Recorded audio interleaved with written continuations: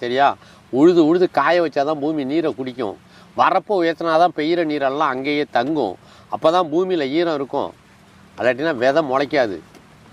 ஈரம் இல்லாட்டினா எந்த உயிரும் நிலைக்காது, எந்த தொழிலும் நடைபெறாது. மனுஷன் உயிரோடு இருந்தால் தானே. தண்ணீர் கிடைக்கிற வரைக்கும் தண்ணீர் கேவலமான பொருளாக இருக்கும். தண்ணீரே இல்லாத பாலைவனத்தில் போனால் தண்ணீரோட அருமை என்னன்னு தெரியும். தாகம் எடுத்து உயிர் போகிற மாதிரி பிரியும் போது தாங்க அந்த தண்ணீருக்கு உலகமே விலை கிடையாதுன்னு தெரியும். அது வரைக்கும் தண்ணீர் கேவலமான பொருளாக தான் தெரியும்.